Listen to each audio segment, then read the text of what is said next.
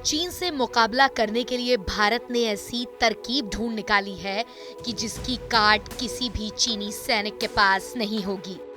भारतीय सेना अपने जवानों को हथियारों के बिना भी लड़ने में माहिर बना रही है। पूर्वी लद्दाख में एलएसी पर चीन के साथ तनाव के बीच भारतीय सेना अनआर्म्ड कॉम्बैट यानी बिना हथियारों की लड़ाई के लिए भी अपने सैनिकों को ट्रेनिंग दे रही है। एलएसी पर चीनी सैनिकों से निपटने के लिए भारतीय सैनिकों को इजरायली मार्शल आर्ट कव्र मागा की ट्रेनिंग दी जा रही है। पहली बार इस ट्रेनिंग को ऑर्गेनाइज तरीके से शुरू किया गया है।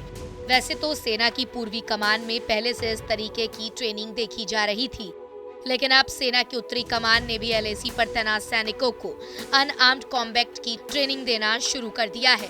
सेना की उत्तरी कमान के पास ही एलओसी से लेकर एलएसी का जिम्मा है।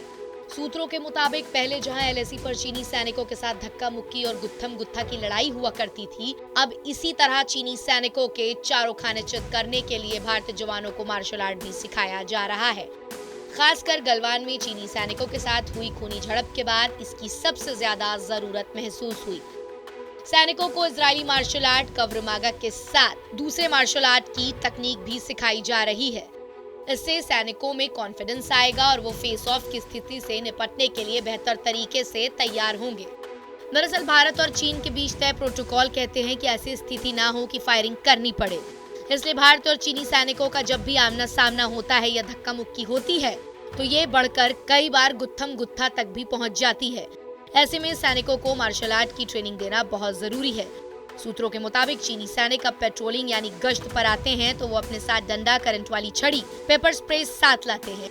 ऐसे में जब चीनी सैनिक एलएसी पार करने की कोशिश करते हैं तो उन्हें बिना हथियारों के ही सबक सिखाया जाए।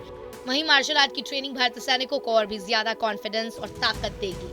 वहीं इस बीच पूर्वी लद्दाख की सीमा पर जारी गतिरोध पर भारत और चीन के बीच 16वें दौर की सैन्य वार्ता 17 जुलाई को होगी। भारत तनाव वाले इलाकों से चीनी सैनिकों को जल्दी से हटाने के लिए चीन पर दबाव बनाएगा।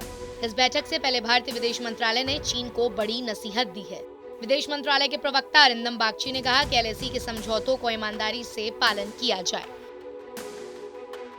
फिलहाल इस वीडियो में इतना ही। आपको हमारा ये वीडियो कैसा लगा हमें कमेंट सेक्शन में लिखकर जरूर बताएं और ऐसे ही तमाम मुश्किल खबरों को आसान भाषा में समझने के लिए सब्सक्राइब करें TV9 डिजिटल।